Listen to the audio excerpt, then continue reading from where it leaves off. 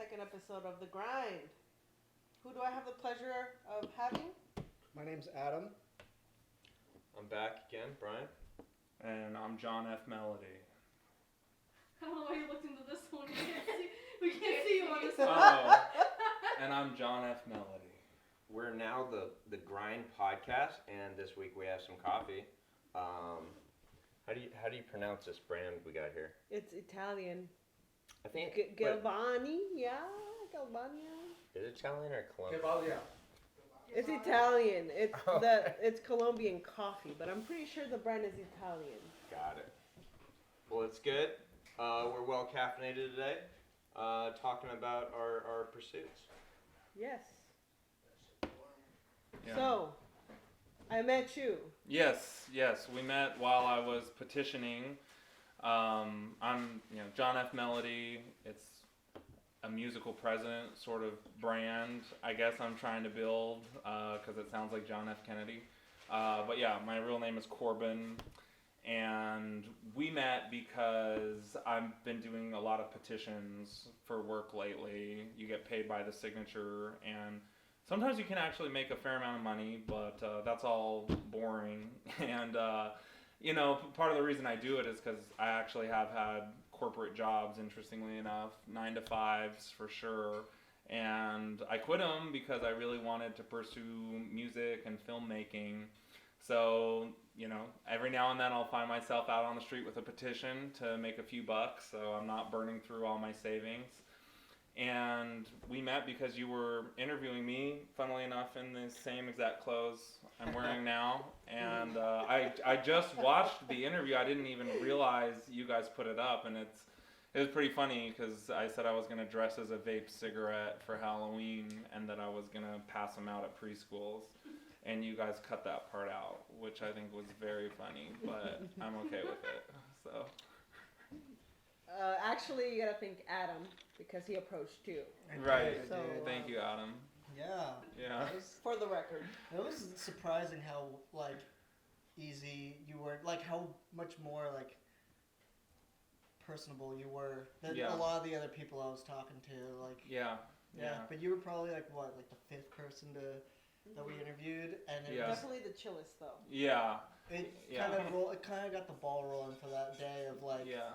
getting a lot of getting out there and meeting more people. Yeah. Well, I have the sales gene. I've had a career selling software and doing petitions, very people-oriented things. And, I get it. I go out and I get people to sign petitions and, everyone's just going along with their day. No one's ever thinking oh, I wonder if someone approached me and tried to get me to sign up for a political movement or do some kind of a podcast. Yeah. And not everyone also is trying to become a musician or a filmmaker or whatever. So we kind of had that camaraderie as well. It's kind of a unique thing. A lot of people think about it, but when you actually go to do it, it's oh. Definitely. But yeah, no, that definitely takes a skill to go out and approach random strangers and be Believe Hey. it or not. Oh, sorry. no, go on. What are you gonna say? You're the host, you can talk. Yeah. Though this is my podcast and I do TikToks and I'm on the internet a lot and I do a lot of things with cameras. I'm very shy, extremely shy when it comes to talking to people. Just because you wouldn't think that I'm shy. I have dealt with a lot of rejection and currently deal with a lot of rejection, and I don't really like that very much. I don't think anyone does. But Adam here, he's he got what it takes to just go and talk to whoever. He might not get the yes or the conversation he wanted, but that's where me and you differ. Yeah, no, you just gotta be able to go up to people and say whatever you need to, whether you're out needing directions or a lighter or anything. Where can you grab a place to eat or something? And just interacting with people,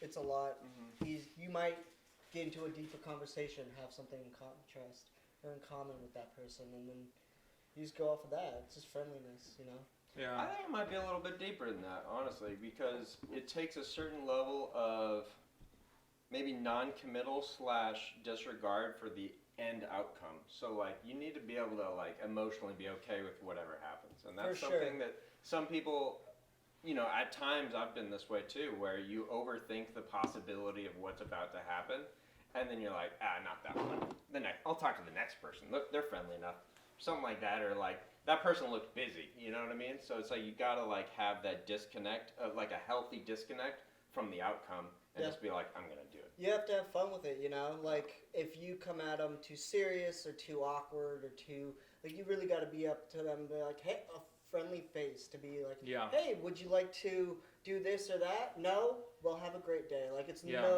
you can't get too connected on Personal.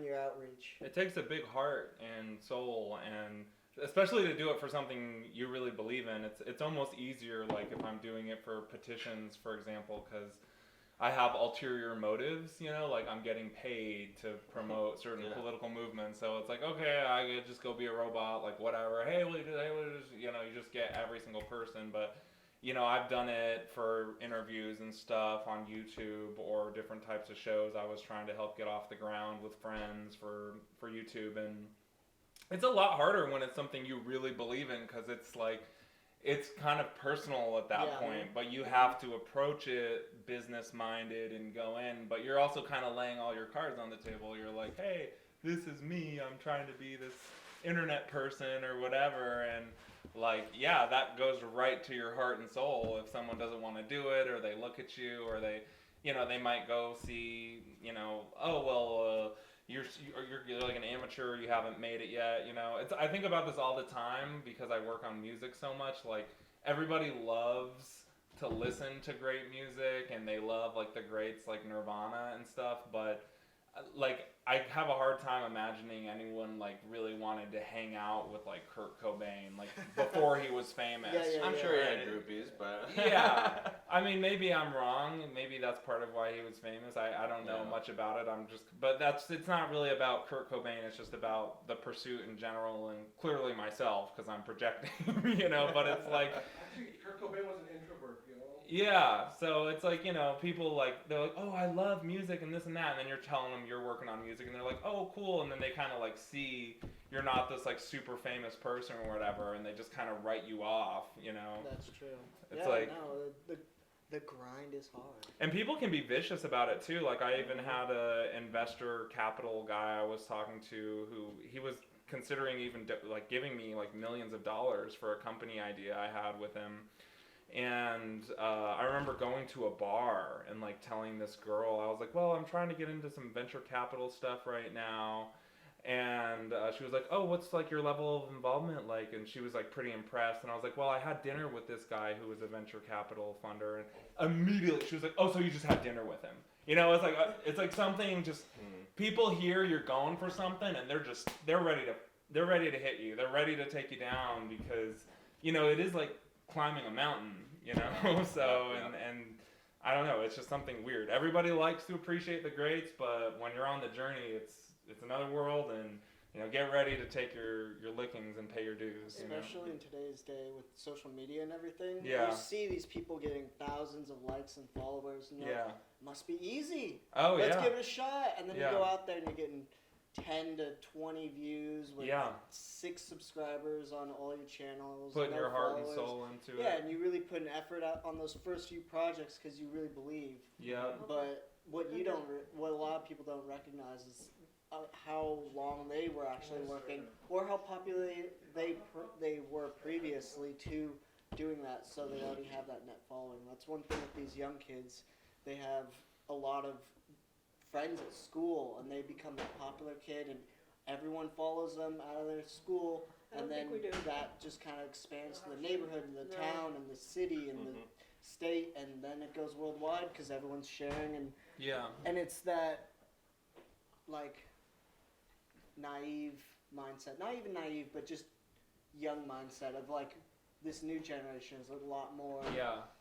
in social media and supportive of their friends until you get to that certain age where Yeah. everyone else is like, oh, I can do it too, screw them, and it becomes a competition. Yeah. And you're fighting with other artists instead of like coming in as a community and Yeah. supporting each other and trying to uplift one another and stuff. So Yeah. yeah, you try to find that niche group that you can rely on or work with, if anything, and whether it's just getting out there for small like projects or one whole group that you're gonna make a motion picture with, or whatever the great idea, company, item, venture capitalist, entrepreneurial Yeah. drive you have, you know. Yeah, and it's like, yeah, I think I think it is a naivety, and certain people do get lucky, and hard work is also always a factor. But you know, it's like we were saying, I think it's over 95% of YouTube videos get less than like 50 views or something. You know, Wow, okay.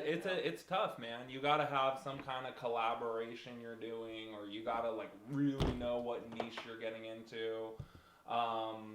Some kind of I don't know, you know, I don't know the code. Luck. Yeah. Yeah, luck's Luck. a Well, Yeah. factor for luck sure. luck Yeah. is just experience and opportunity. That's what luck is. But with the algorithm, you know, Yeah, sure. there's It's like definitely it's some like luck having involved the wind sometimes. at your back, right? You know, you can Yeah. have all the skills, you can have the best sailboat in the world, but without the wind, like Yeah. it makes a difference. You'll run out of gas. I Absolutely. think, yeah, because it's like you said, you put all this work into a project, and then like you realize you don't have exposure, or the algorithm isn't going to hit it, and you never know what it's going to be either. And I don't want to sound cynical or like I'm coming at it. It's just you really never know what the algorithm is going to pick up too. It could be like my fiance; she has a picture on Google Photos of like a park that's probably got like 500,000 views or something, because Wow. a lot of people were just searching for like, oh, I wonder what this park looks like or whatever. Yeah. They maybe wanted to go hiking there or whatever.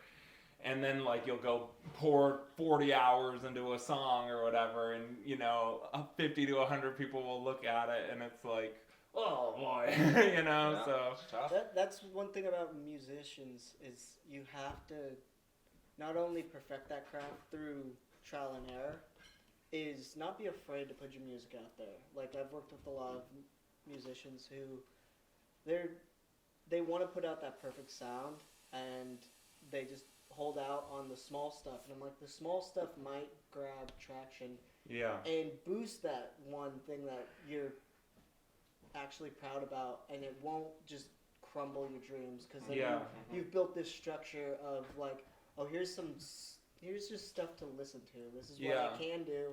Look at what I'm actually capable of. Here's my album. Here's my mixtape. yeah. Here's whatever it might be. And you want it to be pure of heart too, but then there's so much of being a musician is intertwined with the idea of fame and being really big, and like talk about being cut off at the bar because you just had a dinner with a venture capital, and then talk about like, you know, saying you're a musician and you have like 20 views on a song, then like someone really won't take you seriously. I had a music video of me on Skid Row, and it was like my video essay of like everything I don't like about Los Angeles. 'Cause I made an EP called I can't even remember the name of it, but No Star is in the title, and it's kind of a lot about not being famous, and but like having these pursuits that are intertwined with it.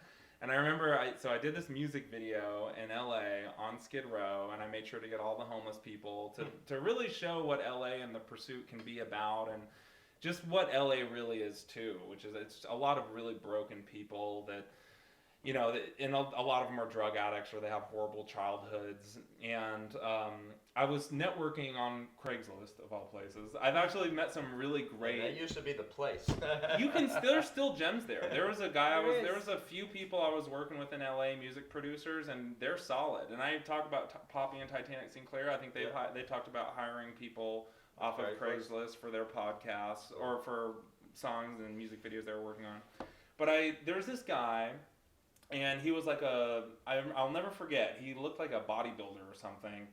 And in his post, he said, I want something really pure. I want to sound like Nirvana, like heart and soul. I was like, oh man, maybe this is the guy. So I sent him an email of me, and I had blue hair at the time, because I had like a little bit of an emo punk rock kind of sound I was doing, which you guys heard some other stuff from me.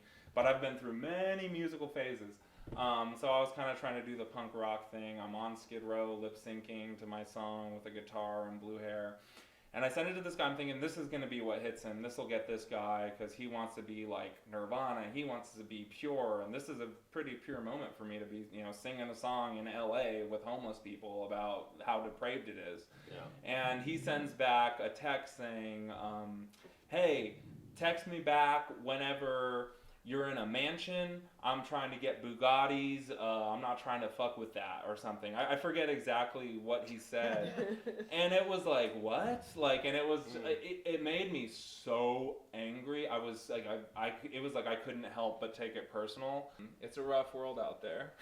Oh yeah, especially with people that are trying to kill you. Yeah. Let's be real though. In the creative space, there's way more of these crazy people. Oh, yeah. For Way sure. more of For them, sure. way Like more of them. if you're in corporate America right now and you're like trying to get a little detox by looking at what some up and coming creatives are doing, like, it is amazing how often you run into psychotic people that have these crazy aspirations. Including myself. Yeah. I get it. Yeah. They think the world of themselves, and everyone else is like, this guy is insane. He like doesn't know what he's doing, and Yeah. talking about. I just want to push you off the cliff. It's not that big of a deal. You Yeah. break like one bone. It's all just right? funny, man. Don't It's be a just baby. funny. Yeah. Come on. It's I have a like- question for you, John. Yeah, what's up? You've been talking about your experiences as an artist. Yeah. I kind of wanted to just take it back and way back before you were an artist, and I want to Yeah. know John the boy, John. Yeah. What made you decide that music is your thing? Yeah. What made it like, yes, I am a musician. This is what I want to do with my life. Yeah, hydrocodone probably, and marijuana. I don't know. I mean, I grew up and I always loved talking to people. I've always been extroverted, and I was put on the piano at a pretty young age. My mother was also very sick my whole childhood, and she was also very musically proficient. She could sheet read music very well. And so I always had this musical, and my dad was a drummer. So, and I have a lot of musicians in my family. So, but the way I really saw myself was kind of as an edgy comedian. Right, I was actually doing a lot of YouTube atheist comedy and making fun of Catholic priests, and I think the whole being a cool edgy comedian, it's always been a little bit of a sore spot for me, because you got your guys like Carlin or Matt Stone and Trey Parker, where they go off, they're edgy, they're assholes, they're the bad boys, and they get hundreds of millions of dollars or whatever. Anytime I've done that kind of stuff, it's like been exactly what you would expect. Like, you watch South Park stuff, you're like, how do they do that? And it really is a miracle, because every time I've tried that stuff, I just catch heat. So around this time, had to delete my YouTube channel. I had been toying with making songs for a while, but they were never all that good, and I never really felt like I could finish a song.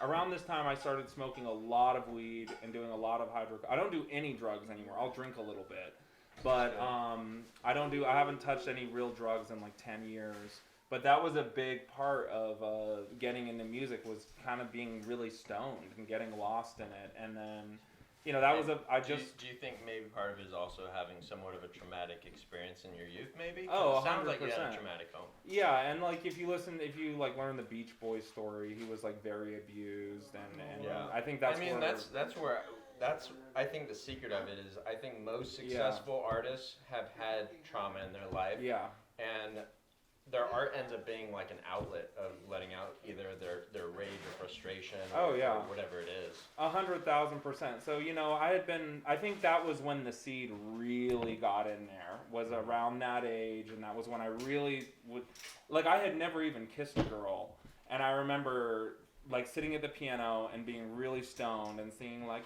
and baby, you're so fine, and that's why you're mine, and, like I felt love, like, before I had experienced it through a song. And there's been many times I felt like if it wasn't for music, like, I totally would have killed myself. And I did have a show as a professional musician, as a live streamer. That was my full-time job for about a year. That was like 5 or 6 years ago now. And that was pre-Twitch, on a website that is now just for sex streamers. Oh. But at the time, they were hiring musicians, and so that was when a lot of the seeds were planted. That was when a lot of Wow. it started. I slowly fell more in love with music than the whole edgy comedian thing. I still try to fit comedy into it, and that was also about 15 years ago. So now I feel like I actually have a lot more skill as a musician. I feel like I had the feeling. It's like as an artist, they say like you either have the passion or the skills. Seldom will you find both, right? You'll find people that are like really passionate about Yeah. something, but they maybe don't have the technical capabilities to really pull it off. Yeah.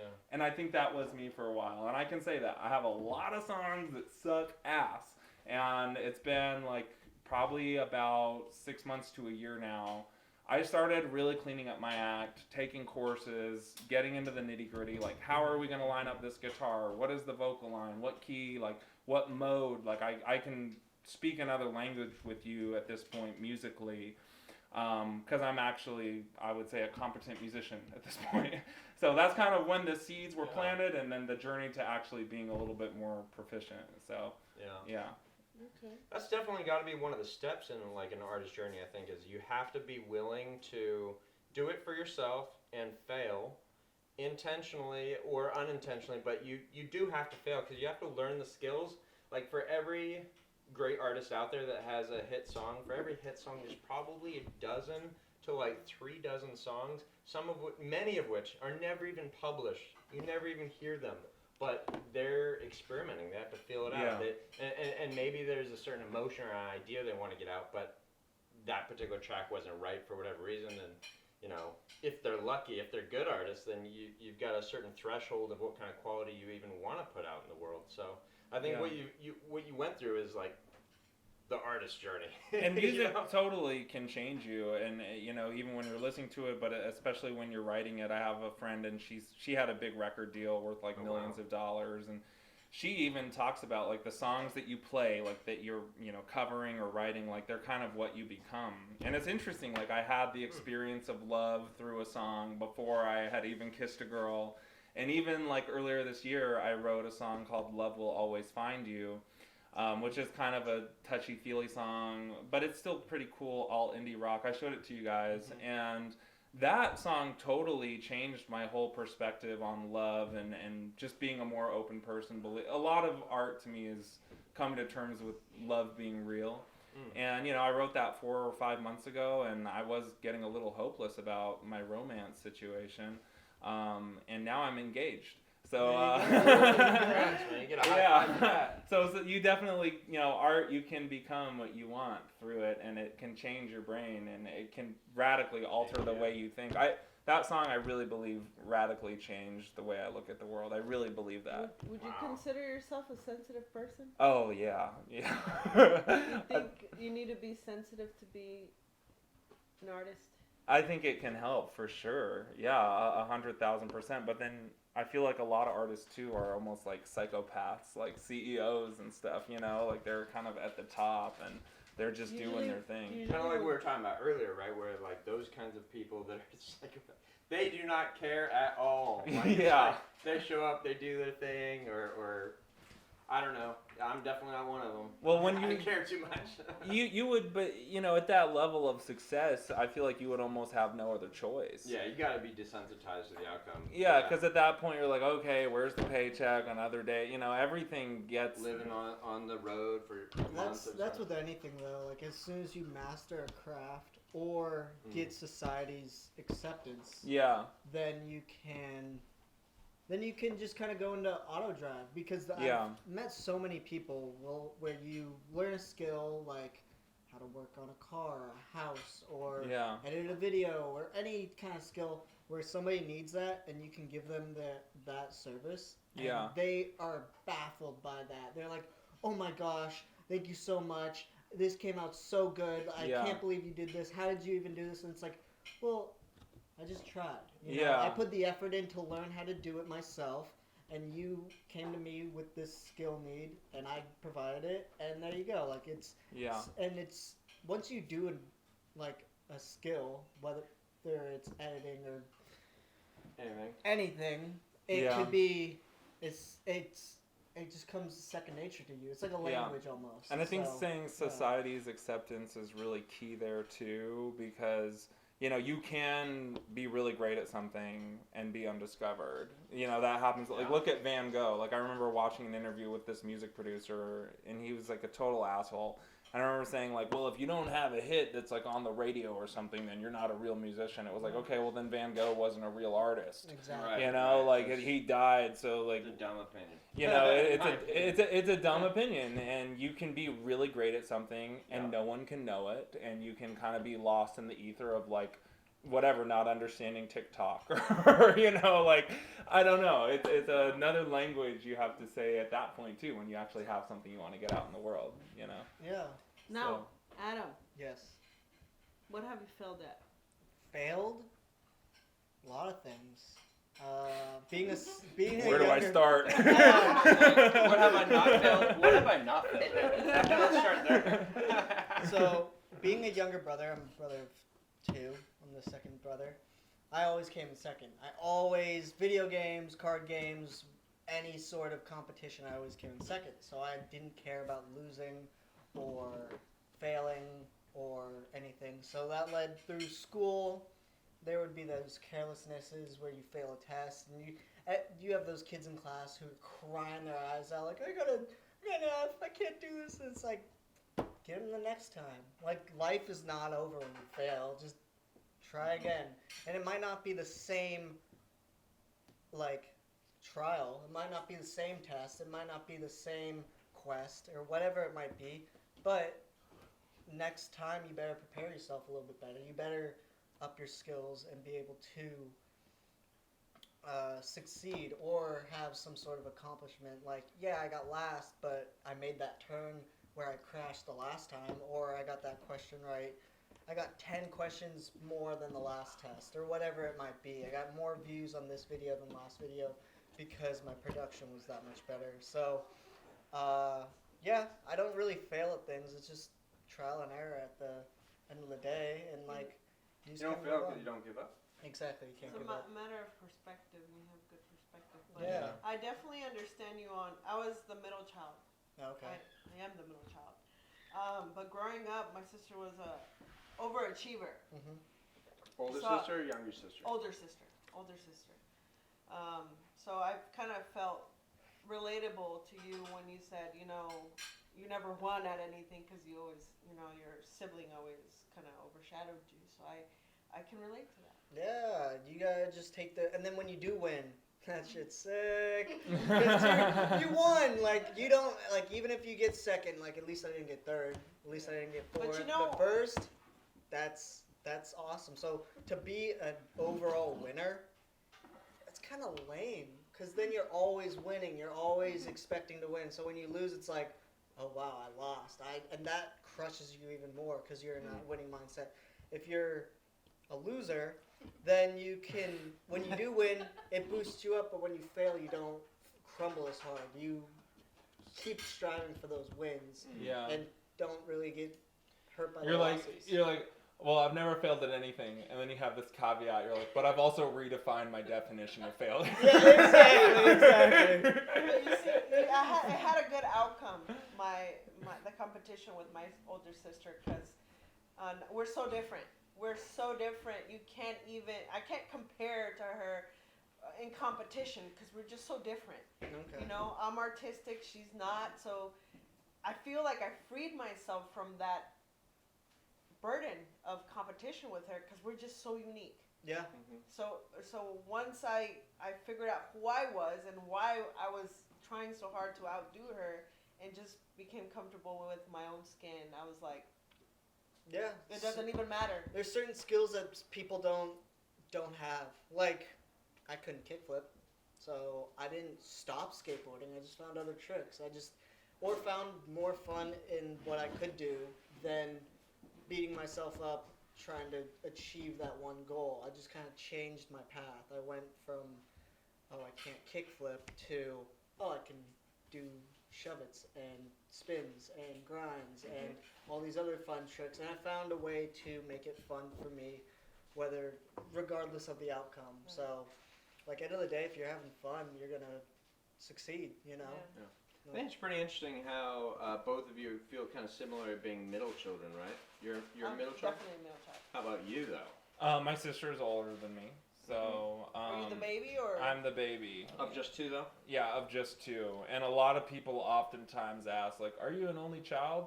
So I was actually maybe thinking that. I was like, I yeah, wonder. yeah, it's a natural thing. You know, I'm self-absorbed enough where it wouldn't be that crazy if I was an only child. But my sister often wasn't at the house past like when I was like in 4th or 5th grade. She was like okay. always at the neighbor's house. So it kind of felt like that maybe. I definitely got a certain only Wait, child. why was she always at the neighbor's house? Well, my mom was sick, and my dad was just always in a bad mood Gotcha, about this okay. or that, and Mm. and she was like, her and the neighbor, it was another neighbor's daughter. They basically lived the same exact lives. It's like they were long lost twins. They got their degrees at the same time, became teachers at the same time, married at the same time, That's babies at the funny. same Wow. time. That's Interesting. awesome. Yeah, pretty. Awesome for them. Yeah. Best friends for life. So she basically got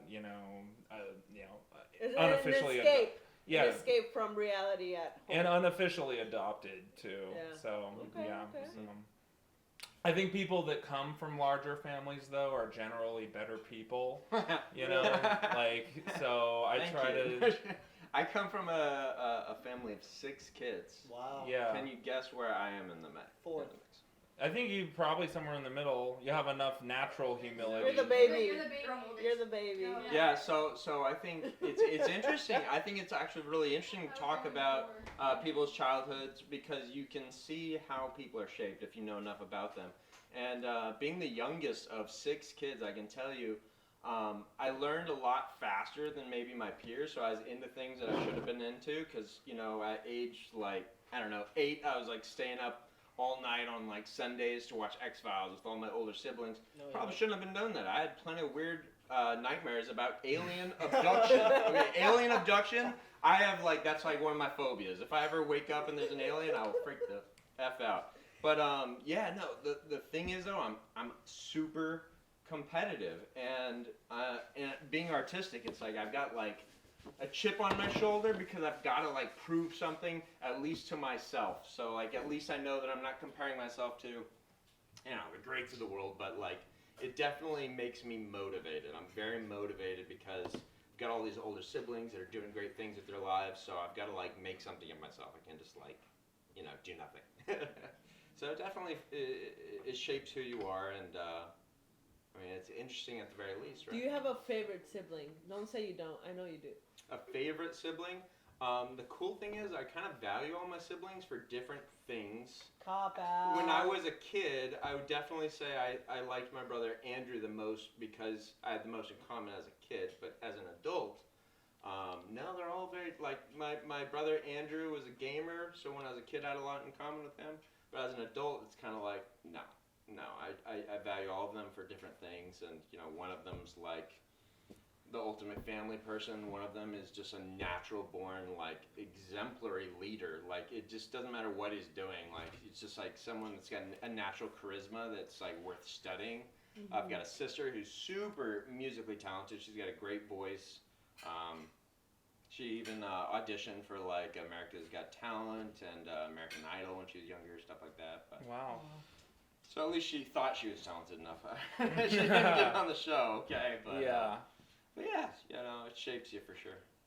And those shows are so full of it. Anyways, they're not. They're looking for different a lot of the time. They're not when you've got a ocean of talent coming at you. Yeah. You gotta stop looking for oh, they're pretty good. They're pretty good. They're Yeah. pretty good. You gotta go for weird and something that'll get viewers. I don't feel like any of them are really artists though. I auditioned for The Voice when it was in the city. This was 4 years ago. My group was at 3 to 4 to 5, so I was with that 2-hour window of afternoon. The judges by then and all the groups, they're tired as fuck. Yeah. Oh yeah. So then no, I had 25 people in my group, and then they all sang all the top radio pop songs of that time. So there was a lot of John Legend, there was a lot of just normal poppy stuff, which the judge liked and picked. I sang a song from the 40s. Judge didn't like that, and I Didn't sang know my it. heart out, Yeah. Yeah, and But, I I mean, yeah, yeah. they look for specific things, and they're tired. So Yeah. the guy, he wasn't even looking up at people. He was just like, you, thank you. Yeah. Yeah. And That's I, it. That's how yeah. they gotta be. They gotta be stripped. Yeah, and I said, like, you know, I don't really consider them artists. I don't really mean that. What I mean to say is that they're looking for a specific sound, and like Steven Wilson from Porcupine Tree talks about, it's a band. You know, it's kind of the music industry kind of trying to assert control. You know, they're looking for specific sounds, and like I think about it sometimes, like if Bob Dylan, you know, interviewed for The Voice, you know, what would happen? Like Simon would tell him he's, you know, can go suck a porcupine's asshole or something, you know, like, Not, you know, not right for the show. yeah, it's like, you know, music can be different, and Yeah. it should be different, and that's how new sounds and genres get formed, and they're like looking for like that kind of perfect Celine Dion type thing, and for it being that, it's great, but you know, music is a huge world. There's so many sounds and things to uncover and explore. So I'm not really a fan of, and if she wasn't the right fit for it, then, you know, maybe she's awesome. Maybe we could make a song sometime, me and her. But, Do you you know. think the music industry is better today in the sense that anyone has a better chance now, or than in the past when the music industry, like, you had to sell your soul, they owned you, they got all the money from your content, and you had to basically live on the road to get by? I mean, it's gotten better. It's hard to say. I would like to think yes.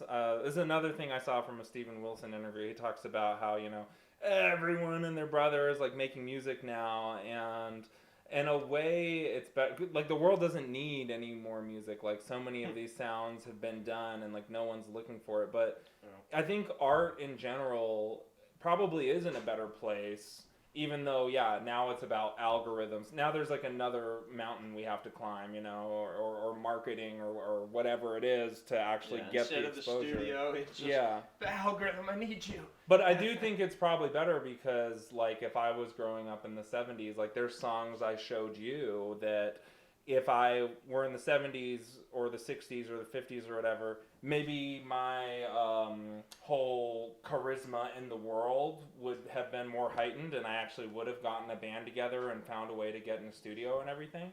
But, you know, like, I think I've been to, like, 2 music studios, you know, and I get, like, every sound I want just at my house. And bedroom pop is it's a huge genre. Like, Clairo, she got famous doing a music video on her webcam.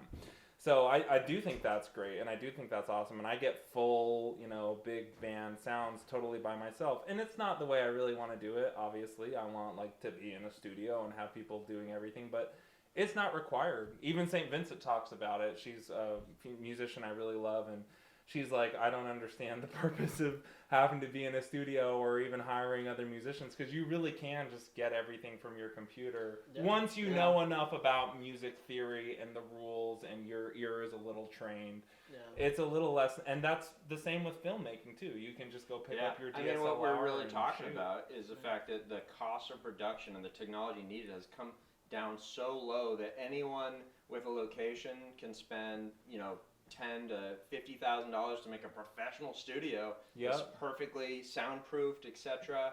And for far less, you can also get Yeah. all you need to make a decent film. I mean, Yeah. I don't know if you guys saw Unsane, but that was filmed on a Samsung cell phone. You know. Oh, I wow. gotta check it out. What was the guy Sean Baker who did Tangerine and the Florida he did Tangerine on an iPhone. So it's a blessing and a curse, and things can be misleading because you see your brother doing it, or Joe Schmo down the street, or someone that gets 1 million views. You're like, oh, I might as well do that too, and then you don't realize the insane amount of work, even when you don't have a big studio budget or whatever. Yeah. There's still now it's the climbing the mountain of like, well, I'm doing this as opposed to my job right now, or like, is this a self-destructive phase? Is this a quarter-life crisis? You know, now there's other questions you have to ask yourself. So segueing from John Mhm. talking about artists selling their souls to the devil. So I'm the only one girl and 3 boys. Yeah. So with everybody here at the table, we could start with myself and then move. Would I ever sell my soul to the devil? No. I'll pass. Adam? I'd probably sell my soul to the devil. What the hell? You only get one. one, but you only get one. So like, use it get as much out of it as you can. You know, like you're gonna. How bad could it be? Like for okay, you have to travel the world and be Harry Styles and perform 150 concerts in this year, every other day, non-stop, and you have to record music for the next outcoming album to stay on top of things and be relevant. That's just part of the job. Like if you're gonna work in an office, you're gonna have to file paperwork, do the paperwork. it's a different do this selling and of your that. soul. Yeah, I Yeah, get what you're saying. like everyone sells their soul if you have a 9 to 5. If you don't sell your Yeah. soul, you're gonna be struggling to keep that flame alive. That's why, like, when that's- we're young, we complain about people selling out. Like, as soon as Yeah. they sell out, it's like, okay, they have a product, and now they're just gonna, like, monetize it and Yeah. stop making new, fresh stuff that we love and just, like, make a living. And you can't blame Absolutely. them for Yeah, that, right? no, So- I had like, there's so many ideas that people have, and they're like, oh, I wouldn't sell it out like that. And I'm like, but you could get a bunch of money. And some people have But you would. their goal. Yeah, some people have their skill to be like, I have this skill, and like that's what makes me unique. Mm. And like I'm not gonna sell it out for everyone else to just enjoy. But like, once you get to that sellout point, who cares about the craft? Like, go make a craft on something else. Like, start Yeah. working on something else. This has already been commercialized, monetized in a factory. Yeah. You have people pushing this out. Millions are being made a day. Go make the next best toaster or whatever your next idea might be. Like, you gotta stay on top of it. You gotta work Yeah. hard. And if somebody comes to you with a lot of money, read the fine print. Get a lawyer if you don't want to sell your soul because like Get a lawyer. That's Yeah. good advice today. Yeah. I'm gonna look you up in 5 or 10 years, and if you're not like a toaster aficionado inventor, I'm gonna be really disappointed in you. I don't think you can up the toaster. They've done pretty good with it. Both sides, 2 slots, It's pretty multi-slots. I really can't. Like, I They got see the you bagel on Forbes toaster in now. like 5 or 10 years with like a new. Like on a style billboard, and you're toaster. holding like the 12 toaster, like 12. Oh no, I wish. Yeah. Yeah. I Shout out might to I might have Touchscreen. a very entrepreneurial ideaship, but in my lifetime I've tried and stopped so many things. Like when COVID Yeah. first happened, I was like, what's gonna be my COVID entrepreneurial go? Because everyone was out of jobs at that point. I was like, how am I gonna make money? I'm gonna make a product. What's my product gonna be? It's gotta be quick and natural and easy commodities. Peanut butter. Started making peanut butter, and it was so easy because you just take peanuts, throw them in a food processor, blend them up, add salts or oils or sugars or whatever you want to do.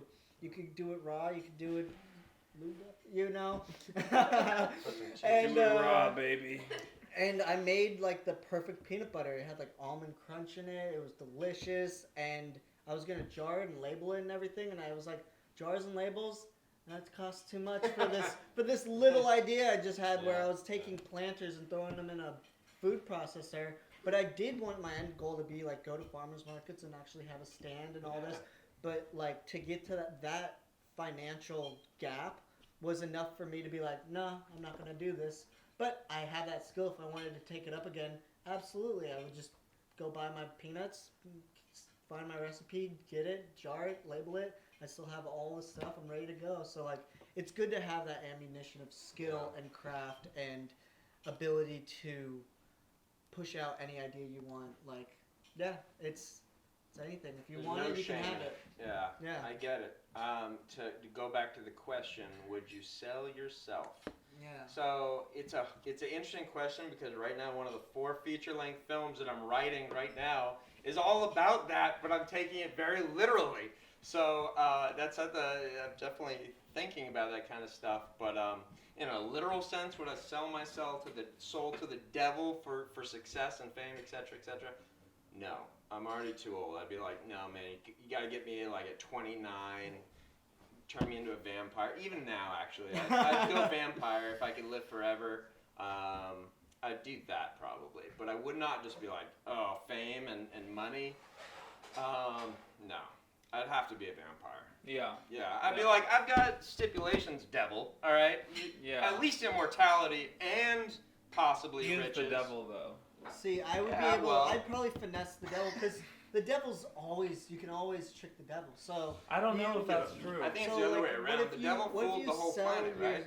sell It your doesn't soul exist, to- supposedly. to like learn a skill, and then you have somebody like so impressed by you, then you can just be like, yeah, just cover the charge of what I learned, and they'd be like, yeah, sure, boom, Yeah. their soul's gone, you got your soul back. Yeah.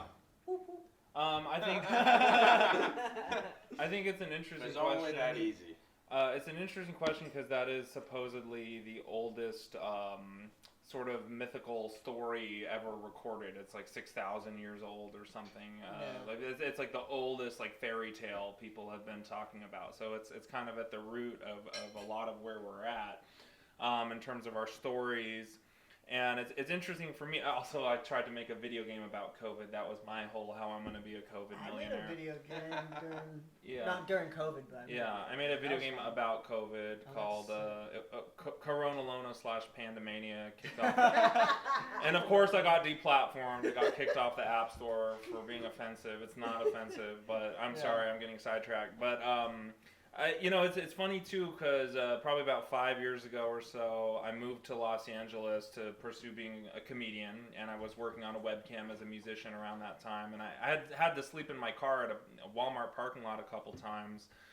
I never did it for more than a week or two, but I remember buying a lottery ticket and doing my laundry and like really thinking like, man, like I'm so tired of being broke and poor, like I wanted to make a deal with the devil. Like I remember having some thoughts, like if I could just not be broke right now, like what do I do? And I watched like a documentary about people that sell their souls to the devil, and I think there was part of me that tried to make a conscious effort to do it, but I never like actually went That's a out yes. and bought the candles or anything like that. I just kind of would like think to myself like, man, if you're out there, like I'm ready to sell it. here. And I don't think I would do that again today. I don't think I would even think like that. I haven't been that broke in a long time. Maybe the deal went through and that's why I haven't been broke. I don't think so. I don't think I'd like to think that unless I could be a vampire and live forever. I talked about like killing myself.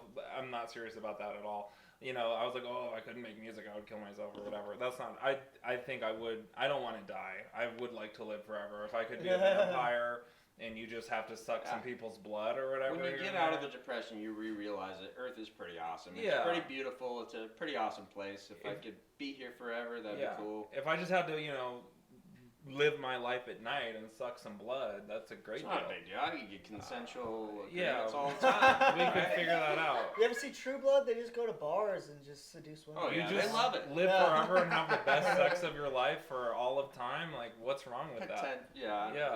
So Yeah. So Adam, Yes. tell us about yourself. You seem to be a mystery with those glasses, so I need a. what's going unleash on the under them shades, glasses. boy? I got it. No. Fell down a staircase. Yeah. No. Oh, it's so much brighter in here. Yeah. I was thinking about it. I was like, I have my sunglasses on, but I like them, but they're also keeping the light out of my eyes. So I'm like, do I keep them on or out? You're the real deal. Yeah. They're on for you. I like them. Need to stay stay on, on, Yeah, it's the character. It's the character. But yeah. What do you want to know? What are you up to these days? Is there a passion project you're working on right now? Not artistically, but I am always open for projects and ideas. I just got out of working on a music studio where we would make music videos and albums, and I did the graphic designing for all the mixtapes and everything, and studio logos and the promotions and the marketing and posters, and then we would make the videos, and I was videographer, and I edited, and we had this one mixtape we were doing where the cover art was like this like 3D modeled person in the front with like it was called still loading, and so it was like a person loading up and being generated, and then on the back it had like half the artist's head and half the anamorphic like being's head, so he was loading and had the song listings, and I did this like Photoshop trick to like make his skin like the outline, the only thing visible besides the blue background, and it came out really cool and it was really easy to do. So for a marketing idea, I was like, let's make everyone we can send us a profile, send us a picture, and I'll make them their profile with that blue head like platform. And so we did that, and we had probably 150 to 200 people send in photos. So, and what was so cool about it was because when's the last time you changed your profile picture? Oh, which platform? Doesn't matter. When's the last time you changed your profile picture? Probably like a week ago. Mine was probably 2 or 3 years ago. Exactly. Yeah. So some of those. You got it somewhere. So some people they'll be like, yeah, I'll change my profile picture. Change it that one time. Now my art is on your platform as long as until you change it again. Mm-hmm. So I still have people on my Instagram and Facebook who have the blue head, even though that project never came out. And it was That's cool. no, it was one of the reasons I left that studio. Yeah, that I don't like getting into that. But it was fun. I like doing projects like that. But yeah, I really started filming camera work and all that from like extreme sports. Like we would go to the skate park and ride our skateboards and scooters and bikes and everything. And we would, and one day I was just like, why don't we film? So I brought my little flip camera and would film that, and then that upgraded to having a camcorder, and then that upgraded to a DSLR and a mirrorless, and really getting into it and learning how to like follow a moving person on your like moving apparatus, whether it's a skateboard, bike, a scooter, whatever, rollerblades, and keeping it still and being able to keep it in frame and avoid other and know where to go with everything. And that was really fun because we made like a channel and a group, and we had a team, and we started getting sponsorships, and then that kind of just died out over time. Everyone just started growing up, driving cars, getting Growing up. girlfriends, smoking pot, and that was just, they grew up, so it was like no more of that. So I started filming like very like nonsensical videos, like very abstract, that's the word. Abstract videos of just stuff. And I was, because I was like, I don't have anything to Just going film, on the but artist like, journey. That's what I'm you just gotta gonna do. film. So I Yeah. made a video called, I think it's called like Life Now or like Got Life, and it was just random footage of like plants and festivals and people, and I put it in slow motion, used really cool music that went with it, and that was fun.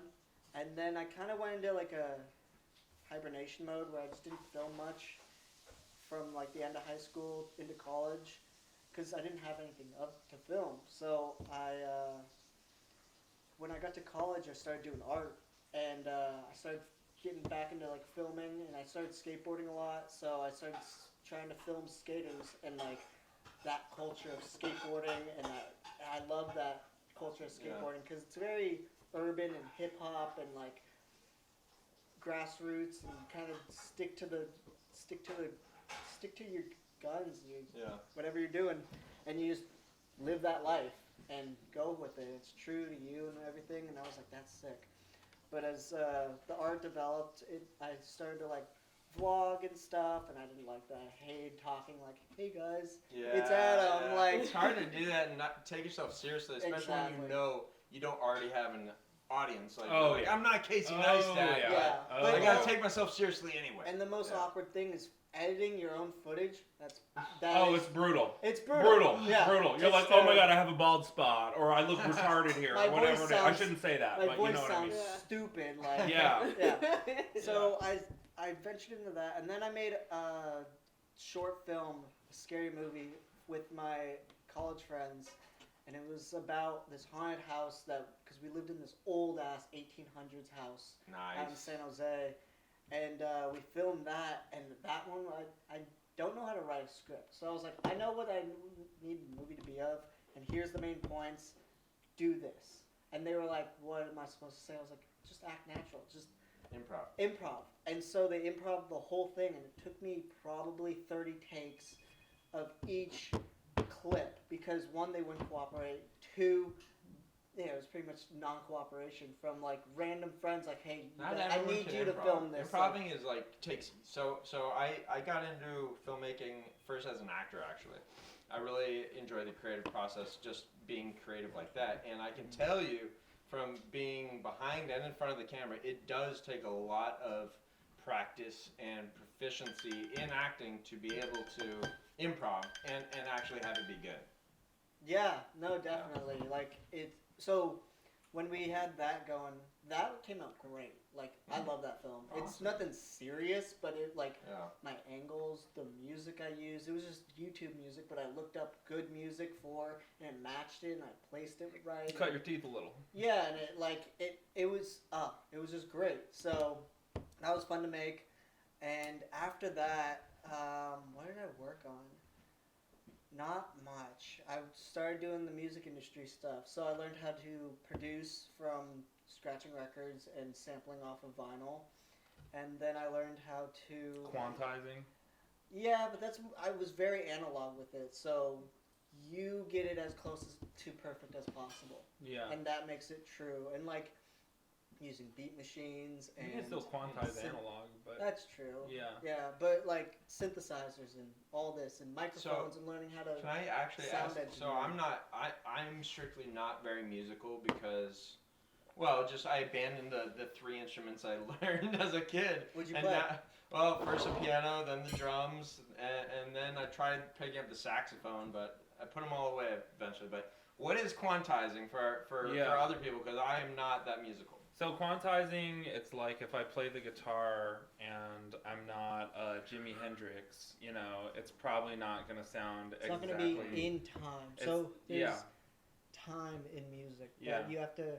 Yeah. It's in The even four numbers. times. 4, 4, 8, 1 8, and six, 2 and 3 six. and 4. 1 Yeah, E and a yeah. 2 E and a 3 E and a 4 E. rhythm. If you're not right on the 1E or the Got 2E it. or Okay. and you're trying to hit it, it might be in So between. it's not auto tuning; it's auto timing. Yes, Exactly. exactly. Got it. And there's Alright. still, like with auto tune and with quantizing, I think there's a misconception that you just hit a button and it's quantized, or same with like auto tune. Like you don't just hit a button and the vocals are tuned. It gets to the You closest said it. pitch. Yeah. Yeah, And you can edit it. And you can, Yeah. and in adjust that it. editing, you can that's its own art form. That's Yeah. that's like Yeah. learning Audio CGI engineering or right something. there, Because yeah. yeah, It's funny. yeah. You guys are musicians, and me and Brian over here gave up on music. Oh hey, I maybe was a lyricist. you just need a good producer. We can look with pitch correction. Anything is possible. So other way around. Yeah. Yeah. So yeah. It's pretty funny. We're making movies, but gave up on music. My fiance and I did have a song we just did, and I pitch corrected and quantized the hell out of That's everything. awesome. What do you use? Logic Pro. And before Perfect. some of my pitch correction on a lot of my songs, you might not want to listen to it. Yeah. So if you're wondering about your skills, worry no more. I can take cringy vocal takes and fix them. Yeah. But yeah, with the music, so I had a friend in high school who really liked who I was friends with for a long time, and in like junior year, senior year, we both had girlfriends, so we didn't hang out at all. And so when we We had girlfriends. We We didn't didn't hang out hang at out all. That'll kill a project quick. Is romance. yeah. Oh, You're like, okay. well, I'm getting laid now, so Yeah, sorry. that's the point. She doesn't want me coming over. Like, Yeah. So So we met up in high school again, and we were like, we met up at a parking lot, and he was like, "What's new?" And I was like, "Oh, I like hip hop," and he was like, "I like hip hop." So we like put on a beat and friends? Yeah. And so we put on a beat and freestyled in the car, and he had skill, like he could put down words and was Yeah. very poetic with it, and like had good structure. And I was like, okay, I'm not a rapper, but I can record you. So I learned. I set up I got a bed foam mattress topper, stapled it to the wall, Nice. got a microphone, got a mixer, got Audacity, learned how to record audio because that's all he needed. So we set up the studio and started putting out music and recording, and we got other high schooler students to do it, and we were working with them.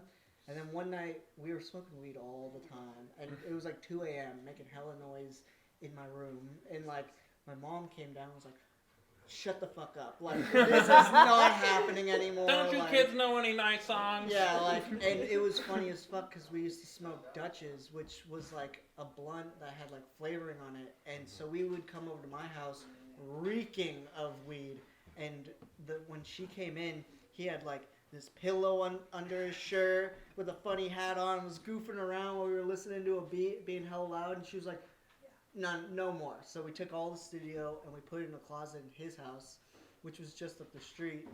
And we started doing that, but it didn't really take off. So that room then got converted to like a bedroom. So we got moved out to the living room, and then we were like, we can't operate like this. But at that time, we had started really dreaming of this studio. Like, we're gonna build a studio. And he had this land in his backyard. So we built this studio like from the ground up, like walls, doors, windows, interior, filled it with soundproofing, had a isolation booth, had a loft in there. It was awesome. We filled it with instruments and synthesizers and over like 3,000 records and movies and all this stuff. And we just started making this record company, or not record company, but music studio. And we started pushing out tracks and videos and projects, and it was fun, but the grind became too hard. Oh yeah. Because I had a 9 to 5. I was managing a dental office. I had a paying job. This was a hobby. This was his life. This was all he did. So he took it way too seriously, demanded way too much, and it was like, it got too stressful. So I would like move away from it, and then come back, and then move away and come back, and it kind of just fizzled out the more and more serious it got. But and he'd be like a sad puppy dog when you come back. Like, Yeah, this is the best fucking song. Yeah. You're not even ride or die. You have to fucking eat today, so you went to work. You know, it's like. And he would always try and get me to quit my job to do full time there, and I was like, that's not going to benefit it because we needed content. You're like, I need gas station money. Bro. Yeah, we needed, Just we trying to needed get content, pointed and the point B. content was the music. Yeah. And he wasn't putting out any music, so where's our content? Yeah. And it was like, and he wanted my feedback because it was just the two of us, so it was very hard to put more effort in when he wasn't putting, like, that's all you have, put all your effort into it, and I won't have to work so hard because I'm here to help you, not make this action. This was not my idea, you know. Yeah. Like, I gave you a spark. There's a fire. Yeah. I'm not gonna. He's going 110%, and you're like, I still have bills to pay. Yeah. I get it. Yeah. Yeah. Everyone, at some point in every creative's career, you have to make a hard decision. Like, earlier we mentioned that we've been in corporate America, and at one point I had, been in the mortgage industry for 2.5 years, and I realized that the next breaking of a glass ceiling that I was going to be able to do would require a minimum of like 5 years, if I'm lucky, if not 10 years. So I was going to have to sit still in the same position for a lifetime, it felt like. So I took a leap of faith, and I quit that job to do marketing for an inaugural event in San Francisco, and by the skin of my teeth, we succeeded and it worked out. But I'm sure there's plenty of people out there that just fail, and it's like the worst decision ever. But we've mentioned it previously, like, you have to fail and fail forward. So it's like, doesn't matter what happened, But really. if you're like Adam, he never fails. But with that said, It's true. that's all we have for today. Any conclusion thoughts? I'm John F. Melody. If you vote for me as America's next musical president, I will deliver the song, the inaugural address in song, and every piece of communication through the news will be an original song, and you get a free premium Spotify account. Where can people find you? YouTube, U.S. Department of Music, or just search John F. Melody. Also on Spotify, John F. Melody. Cool. How about yourself? Recycle. Save the turtles. I don't know if it was this podcast, but I will say since our last episode, I had put up a Kickstarter I mentioned for my short film Double Date with Alexa, and magically someone found me and fully funded me, and Janet herself as well basically fully funded me too. So I've been like super funded. So that thing is gonna happen. So I'll be in a future episode sooner or later for when it's actually done and going out to the world. But if you want to make sure you've got early access to it, kickstart me. Double Date with Alexa. Subscribe. That's For beautiful. more. I might want your help with a Kickstarter. Thanks for watching, guys. Bye. Bye. Bye.